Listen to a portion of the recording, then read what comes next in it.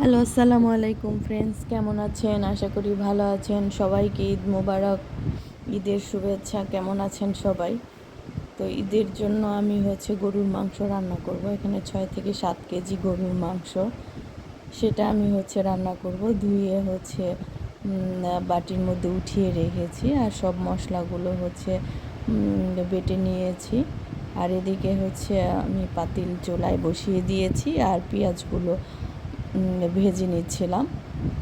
তো আমি কখনো এতগুলো মাংস রান্না করিনি, এই প্রথম রান্না করতেছি। আমার আন্দাজ মতো করে আমি মশলা দিচ্ছি, জানি না পরিমাণ ঠিক হচ্ছে কি না।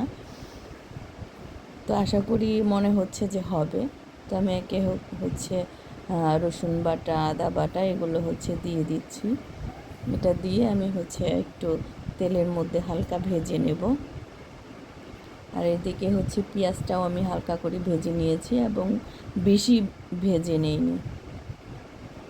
তো কেমন হবে জানি না, এতগুলো মাংস রান্না করা, এই প্রথম আমার এত মাংস রান্না করা। তো আশা করি ভালো হবে, চেষ্টা করতেছি ভালো করার জন্য। তো দেখা যাক কী হয়। তো মশলাটা আমি ভেজে নিলাম। এখন আমি সব মশলাগুলো দিয়ে দিব, আদার্স যে মশলা, লবণ, হলুদ, মরিচ, ধনে গুঁড়ো, আর গরম মশলা আমি গুঁড়ি করে নিয়েছি, সেগুলো দিয়ে দেবো। আস্তা কোনো গরম মশলা আমি এখানে দেব না। তো একে একে সব মশলাগুলো আমি দিয়ে দিচ্ছি। জানি না কেমন হবে, লাস্ট ফিনিশিংয়ে বোঝা যাবে যে তরকারিটা কেমন হয়েছে। তো সবার ঈদ কেমন কাটলো কমেন্টস করে জানাবেন। ইনশাল্লাহ আশা করি সবার ঈদই ভালো কেটেছে, সবাই সুন্দরভাবে বাড়িতে পৌঁছে গেছেন। যারা ঢাকায় ছিলেন তো তারা ঢাকায় আছেন। তো মশলাগুলোর আন্দাজ ওইভাবে আমি বুঝতেছিলাম না, বিধায় দেখা যাচ্ছিল 2বার করে এইভাবে দিচ্ছি। তো মশলাটাকে আমি কিছুক্ষণ তেলে ভেজে নেব, ভেজে নিয়ে তারপর কষিয়ে নেব।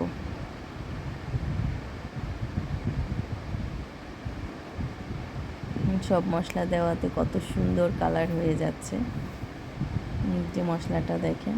আমি কিন্তু এখানে পানি দেইনি, জাস্ট তেলের মধ্যে মশলাটাকে আগে একটু ভেজে নিচ্ছিলাম। এখন অল্প পরিমাণে পানি দিয়ে মশলাটাকে কষিয়ে নেব।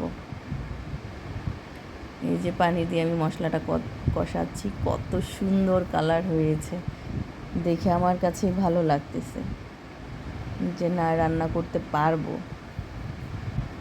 অনেক সুন্দর কালার হয়েছে, আমার মরিচগুলো অনেক ভালো। তো আমি এখন মাংসগুলো দিয়ে দেব, ছোট ছোট করে টুকরো করে নিচ্ছিলাম। তো একা একা তো রান্না করা যায় না, আমাকে হেল্প করতেছিল রান্নায়। তো মাংসগুলো দিয়ে দিচ্ছি। এতগুলো মাংস নাড়তেও পারতেছিলাম না, এত কষ্ট হচ্ছিল।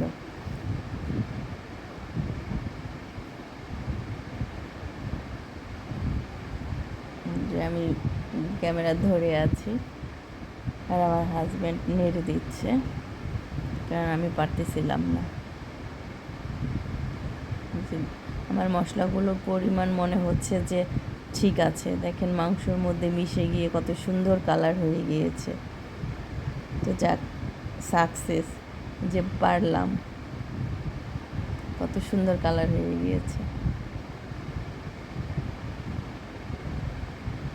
এটাকে কিছুক্ষণ আগে আমি কষিয়ে নেব, পরে পানি দিয়ে দেব।